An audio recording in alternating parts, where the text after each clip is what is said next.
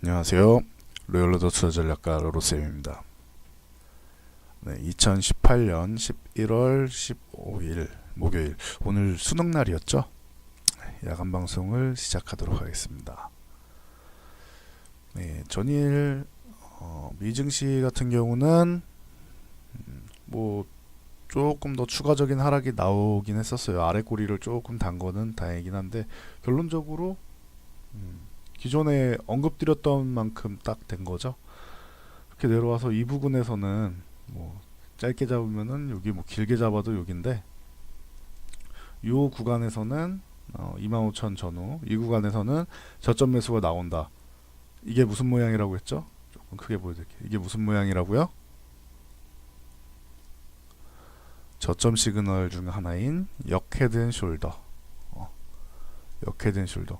요게 좀 많이 올라가서 미증신 정말 강하구나라고 제가 말씀을 드렸었죠. 원래는 요만큼만 해줘도 괜찮아요.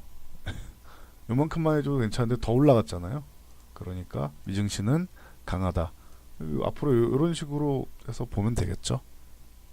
네, 뭐 이런 식으로 해서 보면은 되지 않을까 싶습니다. 뭐 조금 더 지켜보긴 해야겠지만 요럴 가능성이 좀 나오고 있어요. 이렇게 해서 하단으로 해서 밴드가 형성이 되겠죠. 요 가능성이 있다. 그래서 요 위에를 돌파하면은 더 강해지는 추세가 나온다. 상승 밴드 가능성은 있다고 봅니다. 그래서 전 세계에서 제일 강한 미증시는 역헤드앤숄더 모형을 만들어가는 그런 과정에서 조정까지도 이쁘게 잘 받고 그 전일 저점 매수세도 들어왔다. 이거를 안 깨는 게 좋아요. 깬다라고 하면 한 3일 안에 복구하면은 오히려 트랩이 되는 거고, 안 깨면은 저점 매수가 들어와서 지켜주는 구간이다 라고 해서 다시 반등이 나오겠죠. 뭐 조금 횡보하다 나오든 바로 나오든 반등이 나오겠죠. 그래서 여기만 이탈하지 않으면은 미증시는 안정적이 된다. 다우지수, 전 세계에서 가장 강한 다우지수. 나스닥은 좀 약하다고 했습니다. 나스닥 같은 경우는 여기를 지켜주면서 뭐 7,300포인트 부근 위쪽 10몇 포인트 이쪽에서 위에서 좀 움직였어야 되는데, 이게 여기를 이탈했어요. 좀 약해요. 그래서 약간의 이중바닥성 움직임을 만들고 있다. 그래서 나스닥은 좀 약하다라고 말씀을 드렸죠. 여기서 올라왔다가 여기서 지지선을 딱 받고 다시 이렇게 올라가야 되는데, 이거를 못 해줬어요. 이거를 지지를 못 해주고 여기에 이탈했다. 그래서 이중바닥성 움직임이 나올 수 있다. 그 정도로 말씀을 드렸고요. 기존에 애초에 말씀드렸던 부분이죠. 나스닥 같은 경우는 하락 N자 나온 다음에 요거를 이중바닥으로 만들 가능성이 있다. 이건 좀 썩 유쾌하지 않다고 말씀드렸어요. 이중바닥보다 역헤드앤숄더가 낫다 라고 말씀을 드렸었죠. 네, 뭐 파월 의장이 뭐 긍정적인 발언은 못 해줬어요. 전에 말씀드렸듯이 뭐 갑자기 엄청난 비둘기파적 발언을 하진 않을 거라고 봤는데, 말씀드렸듯이 뭐 너무 강경한 매파적인 건 아니고 기존에 했던 스탠스를 유지하는 정도의 발언을 했죠. 그러다 보니까 뭐 약간 조정받는 김에 받았다, 이렇게 보시면 되고, 중요한 건 우리나라인데, 그렇죠. 뭐 미증시 뭐 어떻게 되든 우리나라가 제일 중요하죠. 여러분들 계좌가 달린 거니까. 물론 미증시 하시는 분들만, 중국 증시 하시는 분들은 중국이 중요하겠지만 전체적으로 보자고요. 그래서 우리나라 같은 경우는 좀 약하다. 여기까지 와줘야 되는데 이걸 돌파를 못 해줬다고 했죠. 돌파를 못하고 여기 갇혀 있는 모양인데, 여기 이렇게 저점에서 나온 것까지는 괜찮았다. 왜냐면은 여기 양봉을 뽑은 날 있잖아요. 11월 2일날. 이 양봉은 지켜줘야 되는 양봉이다. 이거를 이탈하는 건 좋지 않다라고 했는데, 그래도 이 양봉 이탈하려고 하니까 저점에서 딱 들어오잖아요. 네. 그러니까 기준을 요거 양봉 이탈하지 않는 거, 저점은 그 정도로 일단은 보고 있습니다. 중요한 양봉이라서 그래요. 네. 기준이 될 수 있는 양봉이다. 물론 이 양봉이 정말 뭐 최고로 중요한 양봉이다라고 하기에는 거래량이 부족하다고 했죠. 거래량만 딱 실려 있었어도, 이렇게 딱 실려서 올라왔어도 이거는 때려 죽여도 깨면 안 됩니다라고 했을 텐데, 깨면 안 될 가능성이 높습니다 정도로 약간 순화한 발언이 나오죠. 그거는 거래량이 적기 때문이에요. 거래량이 이렇게 확 튀어줬어야 되는데 매수세가 그만큼 강하지는 못했다는 거예요. 그러면은 이제 전체적으로 뭐 시장을 들어올리는 역할까지는 못한다 이 양봉이. 대신 이 양봉 하단을 기준으로 지지선 정도는 만들어주지 않을까 뭐 그런 말씀을 드렸었죠. 꾸준히 드렸었죠. 그거 참고로 알고 계시면 돼요. 여기 지수가 뭐 2040 뭐 중반 정도 됩니다. 2045, 6 정도 되니까 그 정도로 알고 계시면 돼요. 정확하게 말씀드리면은 2046.61포인트인데 대략적으로 2045포인트 정도다 생각하시면 됩니다. 2045포인트 적어 드릴까요? 자,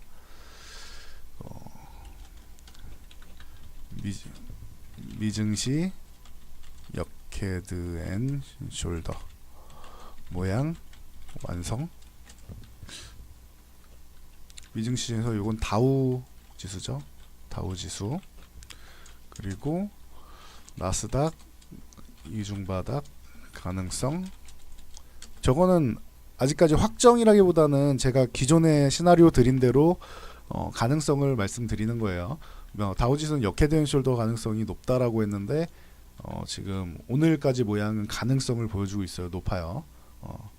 저기서 반등이 대신 나오고 추가로 이탈은 안 해야겠죠. 뭐 대형 악재만 안 나오면 될 것 같습니다. 자, 한국 증시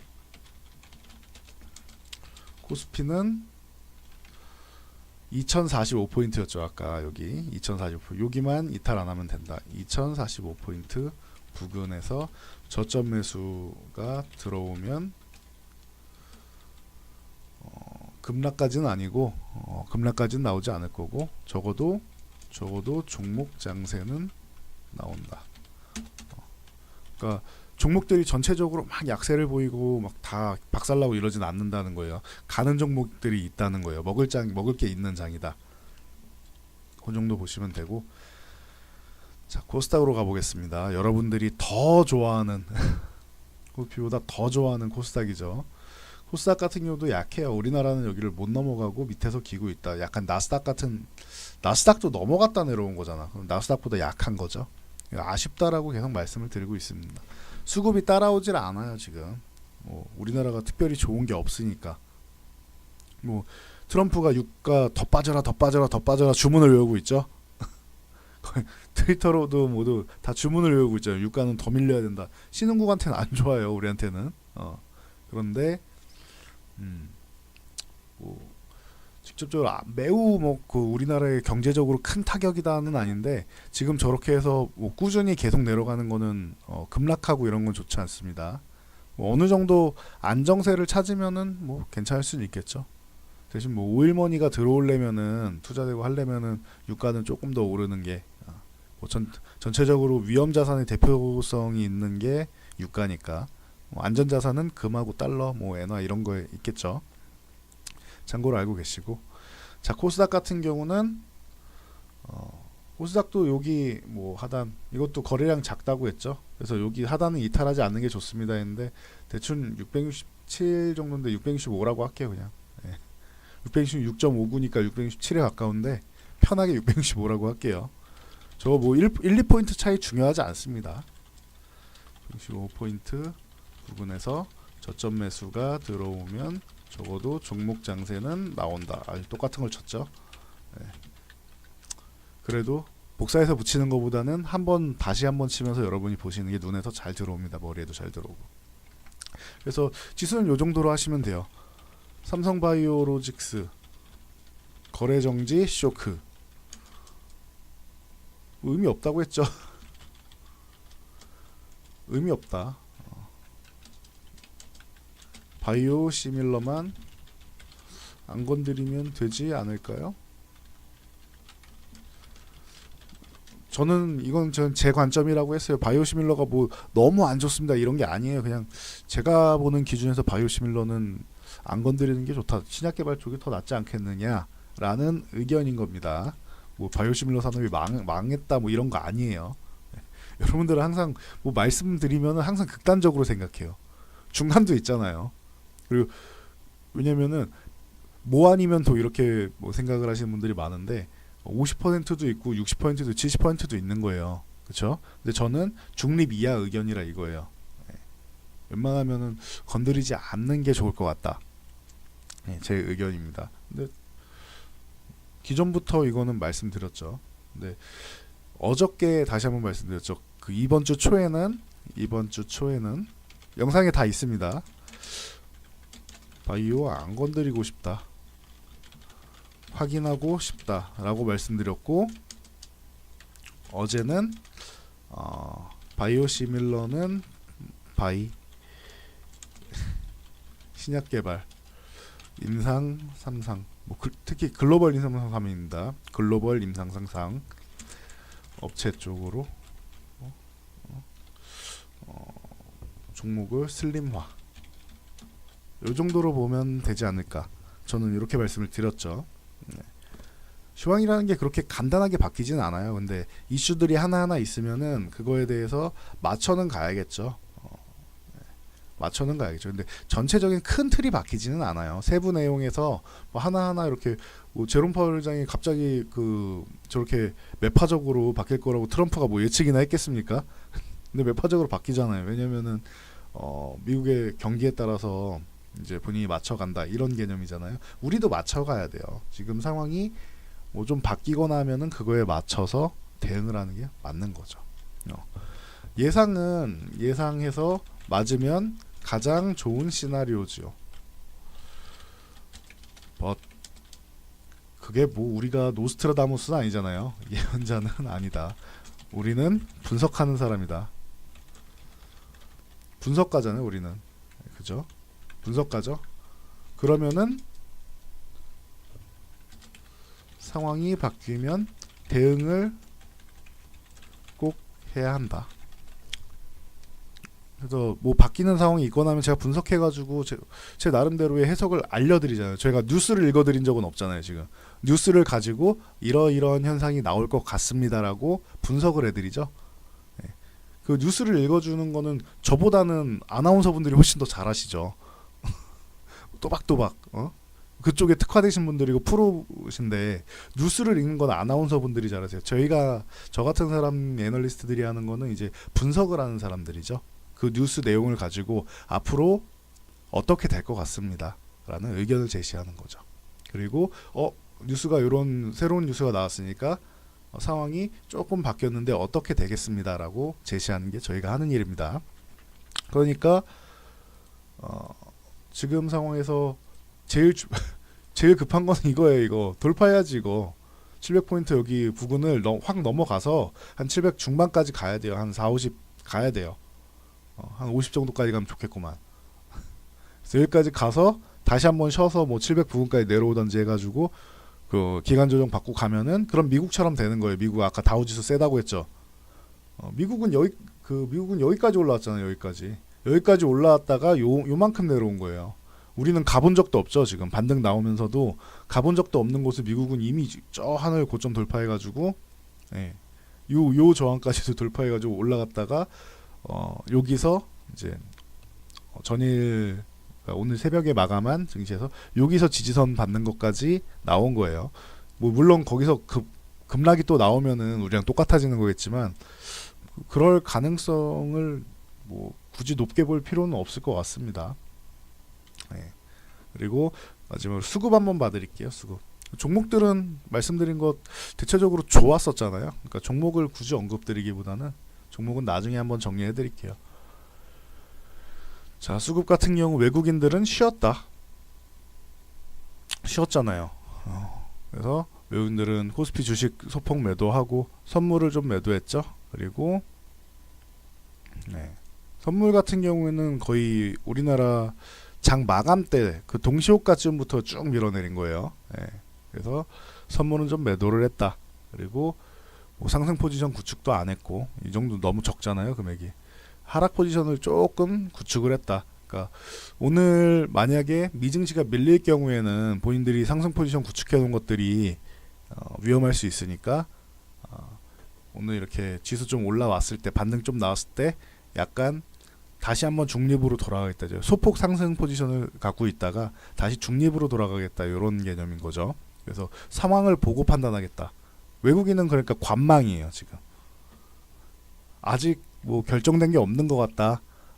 더 밀릴 이유는 없지만 아직 투자 심리도 완벽하지는 않고 그 정도로 외국인은 보고 있다. 관망이다.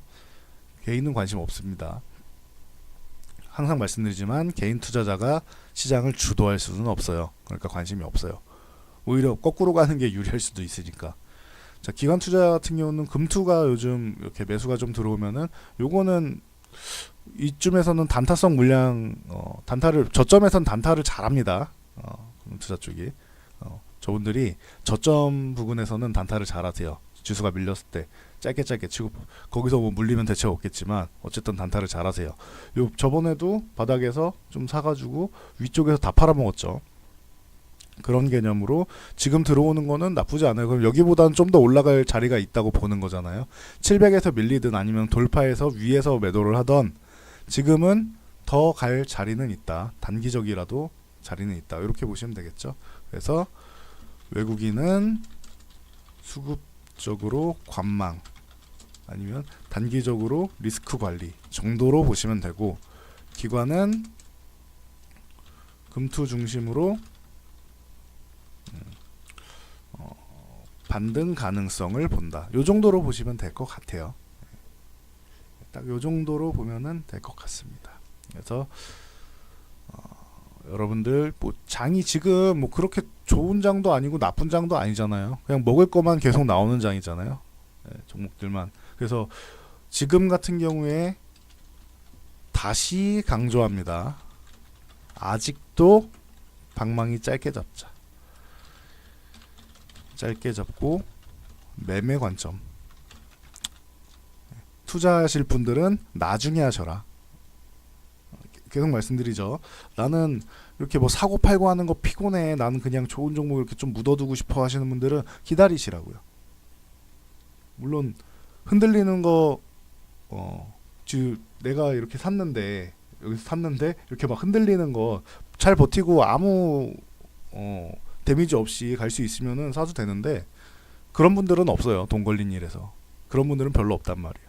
다 내가 최저점에서 사고 싶어 한다면 기다리시라는 거예요. 그러니까 최저점은 아니더라도 좀 안정적으로 스트레스 좀 덜 받게 그렇게 매매할 수 있는 자리에서 들어가야 될 거 아니에요.